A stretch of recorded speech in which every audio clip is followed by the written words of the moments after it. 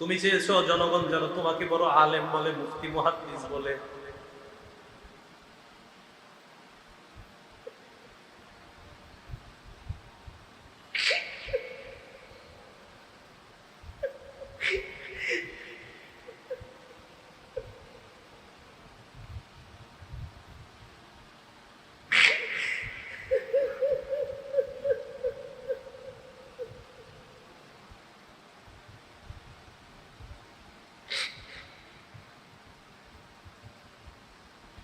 মানুষ তোমাকে বড় আলেম বলছে, বড় বক্তা, বড় মুহাদ্দিস সব বলছে, যাও জাহান্নামে যাও।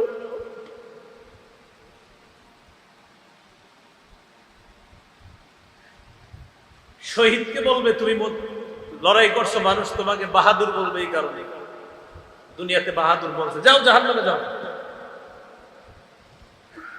দাতাকে বলবে তুমি যেন বড় দাতা, এটা বলার জন্য তুমি দুনিয়াতে দান করছো, জাহান্নামে যাও। হাদিসে নবীজি বলছেন উলাইকা সালাসাতু সাআরু বিহিমুন নার আউয়ালু মান তুসাআরু বিহিমুন নার, এই তিনজনকে দিয়ে জাহান্নাম জ্বালাবে আল্লাহ। সর্বপ্রথম এই তিনজনের মাধ্যমে জাহান্নাম জ্বালাবে। মানুষকে দেখানোর জন্য যেন আমাদের আমল না হয়, আমাদের হজ, আমাদের কুরবানি, আমাদের জীবন, আমাদের মরণ সব কাকে খুশি করার জন্য বলেন? আল্লাহকে খুশি করার জন্য। তিরমিজি শরীফের 2382 নম্বর হাদিস। এই হাদিসের বর্ণনাকারীর নাম সুফাই আল আসবাহি।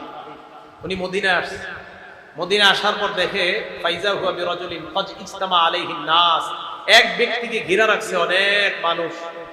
উনি বললেন মান হাযা, এটা কে? জনগণ কয় আবু হুরায়রা। চিনো না? আপনি নবীর সাহাবা আবু হুরায়রা। উনি কি করলেন? ফাদানাউতু মিনহি ফাকুআদতু বাইনা ইয়াদাই, আমি তার কাছে গেলাম, তার পাশে বসলাম। একটু মন দিয়ে হাদিসটা শুনেন। আমি তার কাছে গেলাম, তার পাশে বসলাম। তো আবু হুরায়রা রাদিয়াল্লাহু তাআলা আনহুর পাশে বসার পর দেখি ওয়া হুয়া ইউহাদ্দিসুন নাস, তিনি মানুষকে হাদিস শোনায়। ফালাম্মা সাকাতা ওয়া ফালা, তিনি যখন হাদিস পড়া থেকে অবসর হলেন এবং নির্জনতা অবলম্বন করলেন, কুলতু লাহু, আমি তাকে বললাম, লামা হাদাসতানি হাদিসান হাদাসানিহি রাসূলুল্লাহ সাল্লাল্লাহু আলাইহি ওয়াসাল্লাম, এমন একটা হাদিস আমাকে শোনান যে হাদিসটা আল্লাহর নবীর কাছ থেকে আপনি সামিআতাহু মির রাসূলিল্লাহ, যে হাদিসটা আপনি আল্লাহর নবীর কাছ থেকে নিজ কানে শুনছেন। আকালতাহু ওয়া আলিমতাহু ওয়া আকালতাহু, যে হাদিসটা আপনি বুঝেছেন এবং জেনেছেন এমন একটা হাদিস আপনি শোনান। আবু হুরায়রা জবাব দিলেন, লা আফআলু, আমি তোমাকে শোনাবো, লা উহাদ্দিসান্নাকা হাদিসান হাদাসানিহি রাসূলুল্লাহ, আমি তোমাকে এমন একটা হাদিস শোনাবো যে হাদিসটা আল্লাহর নবী আমাকে শোনাইছেন, এই হাদিসটা আমি তোমাকে শোনাবো। ফানাশাবা আবু হুরায়রা নাশরাতান, আবু হুরায়রা সাথে সাথে বেহুশ হয়ে গেছে। কি হয়ে গেছে? হাদিস কিন্তু কয় নাই, বেহুশ হয়ে গেছে। আবু হুরায়রার হুঁশ ফিরে আসছে। আসার পর আবু হুরায়রা আবার বললেন, লা উহাদ্দিসান্নাকা হাদিসান হাদাসানিহি রাসূলুল্লাহ ফি হাযাল বাইতি মানা মা মানা আহাদুন গায়রি ওয়া গায়রু, আমি তোমাকে এমন একটা হাদিস শোনাবো যে হাদিস আল্লাহ নবী আমার এই ঘরের মধ্যে শোনাইছে, আমি আর আল্লাহ নবী ছাড়া ঘরের মধ্যে কেউ ছিল না। সুম্মা নাশাবা আবু হুরায়রা নাশরাতাল উখরা, আবু হুরায়রা আবার বেহুশ হয়ে গেছে। হাদিস পান। আবু হুরায়রা বলেন, লা উহাদ্দিসান্নাকা হাদিসা, আমি তোমাকে এমন একটা হাদিস শোনাবো, হাদাসানিহি রাসূলুল্লাহ ফি হাযাল বাইত মা মা'না আহাদুন গায়রি ওয়া গায়রু, আমি আর নবী ছাড়া এই ঘরে কেউ ছিলাম না। এই কথা বলার পর আবু হুরায়রা আবার বেহুশ হয়ে গেছে।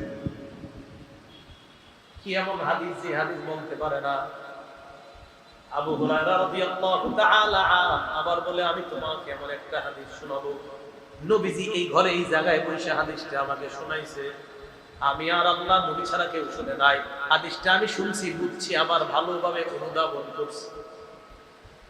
আবার আবু হুরায়রা বেহুশ হয়ে গেছে 4 বার।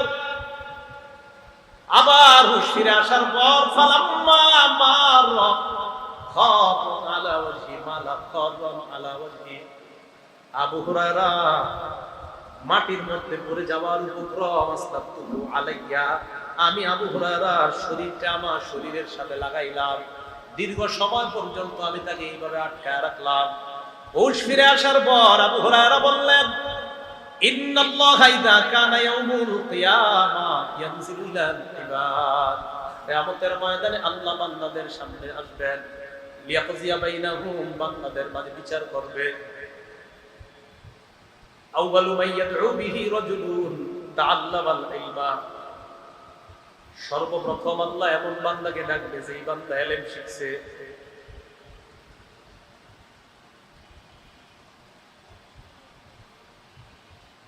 এরপর ডাকবে রাজুলুন কুতিলা ফি সাবিলিল্লাহ, যেই ব্যক্তি আল্লাহর রাস্তায় শহীদ হয়েছে এমন বান্দাকে ডাকবে। এরপর ডাকবে রাজুলুন কাসীরুল মাল, সম্পদশালীকে আল্লাহ ডাকবে। প্রথমে আলেমকে আল্লাহ বলবে, আলাম তুআল্লিমকা মা আনজালতু আলা রাসূলি, আমি কি তোমাকে এমন বিদ্যা শিক্ষা দেই নাই যে বিদ্যা আমি আমার নবীর উপর নাযিল করেছিলাম।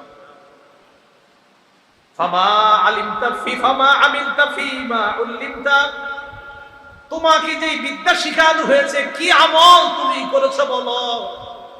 আলেম জবাব দিবে, আকুমু বিহি আনা আল-লাইলি ওয়া আনা আন-নাহার, আমি সকাল সন্ধ্যা আমল করছি, মানুষকে শিখাইছি। আল্লাহ বলবে, কাযাবতা, তুমি মিথ্যা বলছো।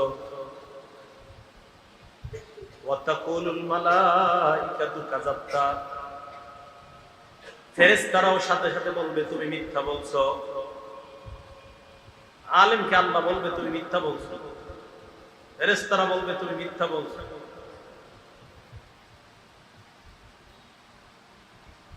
এরপর আল্লাহ শহীদকে ডাক দিয়ে বলবে, তুমি কেন শহীদ হয়েছে বলো। শহীদ বলবে, আল্লাহ আপনারই খুশি করার জন্য শহীদ হয়েছে।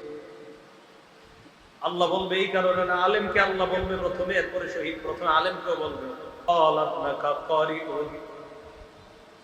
তুমি চেয়েছো জনগণ যেন তোমাকে বড় আলেম বলে, মুফতি মুহাদ্দিস বলে।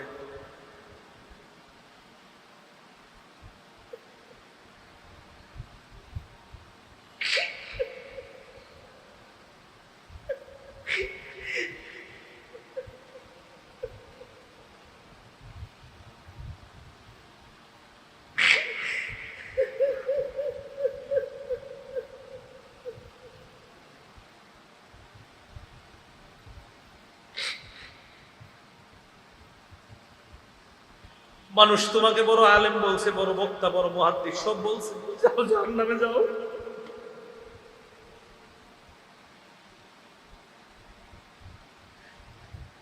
শহীদকে বলবে, তুমি লড়াই করছো, মানুষ তোমাকে বাহাদুর বলবে, এই কারণে দুনিয়াতে বাহাদুর বলছে, যাও জাহান্নামে যাও।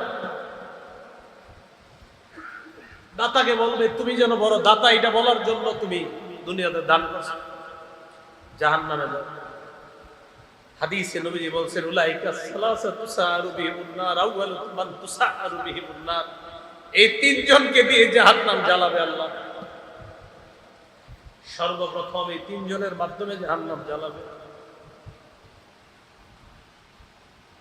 মানুষকে দেখানোর জন্য যেন আমাদের আমল না হয়, আমাদের হজ, আমাদের কুরবানি, আমাদের জীবন, আমাদের মরণ সব কাকে খুশি করার জন্য বলেন? আল্লাহকে খুশি করার জন্য। মানুষকে দেখানোর জন্য যদি হয়,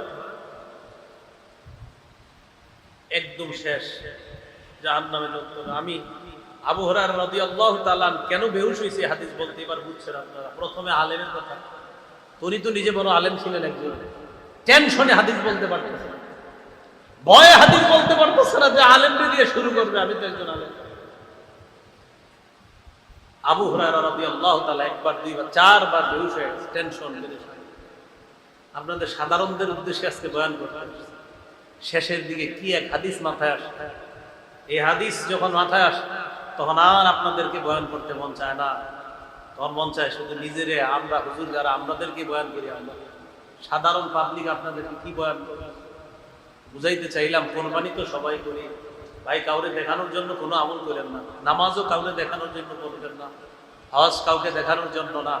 তাহলে আজকে থেকে আমি, আপনি, আমরা সবাই সিদ্ধান্ত, কি আলেম আর কি আপনারা, আমরা সবার সিদ্ধান্ত আমাদের ছোট বড় সব আমল কার জন্য হবে?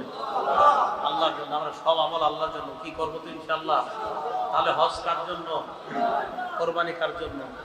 এটা আল্লাহ বলছে ইন্না সালাতি ওয়া নুসুকি ওয়া মাহইয়ায়া ওয়া মামাতি লিল্লাহি রাব্বিল আলামিন। নিশ্চয় আমার নামাজ, ওয়া নুসুকি আমার কোরবানি, ওয়া মাহইয়ায়া আমার জীবন, ওয়া মামাতি আমার মরণ লিল্লাহি রাব্বিল আলামিন, বিশ্ব জগতের রব আল্লাহ। তাহলে আমাদের জীবন, আমাদের মরণ, আমাদের হজ, আমাদের কোরবানি, আমার সব ইবাদত, বলেন মোট কথা আমার আপনার জীবনটাই কার?